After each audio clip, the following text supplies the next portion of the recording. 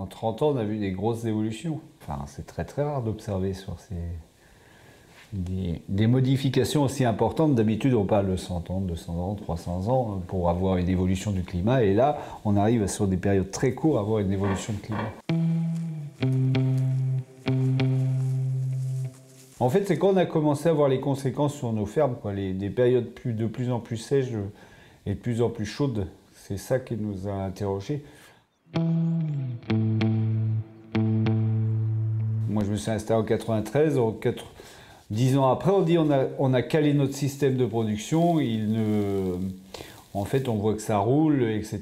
Et en fait, en 2 ou 3 ans, il était complètement modifié parce qu'il y a eu des événements, soit des printemps très secs, très froids, très secs, soit des périodes très sèches. Et en fait, on a vu que notre système, il tenait plus la route non plus, quoi.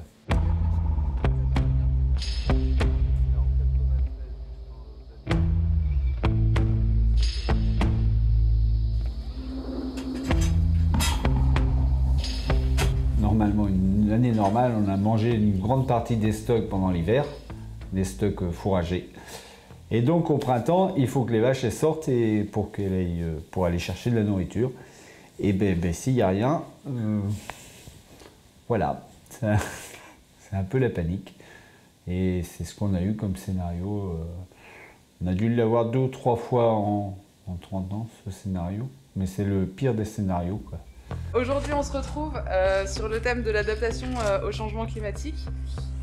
Donc chez toi, Stéphane, ce qui est prévu, c'est qu'on fasse un point sur ta gestion du pâturage, l'état de tes prairies après la sécheresse de 2022 et que tu nous présentes tes prairies sous couvert de méthane. Donc on va se promener un petit peu dans tes prairies pour voir tout ça. Le réchauffement climatique, il a été beaucoup, beaucoup plus vite que nous, quoi. On a subi plus le changement qu'on l'a préparé, quoi. En fait, c'est le groupe qui nous aide à tenir le coup. Tout seul, c'est très compliqué à vivre. On ne voit pas forcément de solution. Et à travers chacun fait une période, fait des essais, essaye des choses. Et on arrive à trouver des solutions à ce changement climatique. Mais c'est compliqué à s'adapter, ça c'est clair. Ce qui est bien chez Stéphane, c'est que c'est des terres plus séchantes. Et en fait, avec le réchauffement climatique, on se dit qu'on va aller des périodes de plus en plus séchantes pour tout le monde. Et je me dis, c'est bien d'aller tirer les expériences chez lui parce que ça permet de voir ce qu'il peut... 10 ans d'avance sur ce que vous allez avoir. Voilà. On a beau imaginer que ça pourrait être pire dans l'avenir, on ne sait pas comment on peut réagir. Parce que nous, il faut qu'on expérimente tous les ans, on essaye des nouveaux trucs et on voit si ça passe ou si ça passe pas, quoi. On essaye de faire des cultures telles que des métailles qui sont... Alors c'est vieux, hein, les métailles, on en faisait depuis longtemps, sauf qu'on les fait encore plus riches, plus productifs que ce qu'on faisait avant. 1 kg de Régra hybride, 2 kg de Régra d'Italie et 5 kg de trèfle violet. On fait aussi des plantes qui sont plus adaptées, c'est sorgho qui aime des climats très secs, qui ont besoin de peu d'eau pour valoriser. On a incorporé une part de luzerne de plus en plus importante dans les prairies, qui sont capables de supporter des chaleurs importantes et de valoriser l'eau avec des racines qui descendent très profond. C'est notre taux d'argile, il est tout là. Il n'y en a pas ailleurs dans le champ, il est tout là l'argile. Et puis on travaille beaucoup nos rotations aussi, c'est-à-dire qu'on continue de maintenir le maïs, mais on l'incorpore véritablement dans des rotations assez longues où en fait où on a stocké de l'humus de manière importante dans nos sols. Enfin, l'humus, c'est ce qui stocke un peu l'eau dans les sols. Jusque dans les années 2005-2006, on arrivait à avoir à faire pâturer les animaux tout l'été.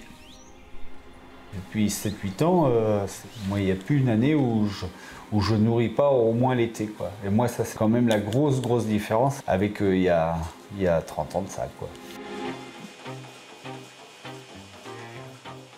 Il faut aussi qu'on adapte nos techniques de production et c'est la technique de production la plus adaptée pour moins solliciter les animaux en été c'est de faire de la monotraite, quoi. Enfin, nous, on l'a expérimenté l'année dernière. Les jours les plus chauds, on n'a pas traité les vaches le soir pour pas les stresser encore plus avec les températures. Alors, on perd entre 15 et 25% de lait par jour. Par contre, on a une richesse de lait qui est beaucoup plus importante, quoi. Donc on arrive à maintenir quasiment le chiffre d'affaires avec une qualité du lait un peu plus importante. Depuis quelques années, implanter des prairies à l'automne, c'est un peu compliqué parce que les automnes sont toujours un peu très secs. L'intérêt de l'orge, c'est pas tellement pour avoir du rendement sur l'orge, c'est plus pour faire un couvert pour protéger ma prairie dessous. Ça fait de l'ombre à la prairie et ça permet de résister à la sécheresse. Et normalement, si tout va bien, à l'automne, quand il y aura de la pluviométrie, elle va complètement exploser, quoi. Maintenant, on arrive à avoir des pousses en hiver plus importantes qu'en été, quoi. Donc à nous d'aller pâturer à ce moment-là, quoi. Les systèmes les plus résilients quand même en termes agricoles, c'est quand même les systèmes de polyculture élevage. C'est-à-dire qui associent de l'élevage et des céréales. Le pire de tout, enfin alors surtout dans des terres comme le bocage ici, où c'est plutôt des terres assez fragiles, elles sont maintenues par un taux d'humus très important parce qu'il y a de l'élevage. Et c'est ce qui permettait de maintenir une fertilité, une résilience face aux sécheresses. Eh bien, si on supprime l'élevage dans ces systèmes-là, là je serais plutôt plus inquiet sur la capacité de ces sols à tenir sur du long terme sans élevage.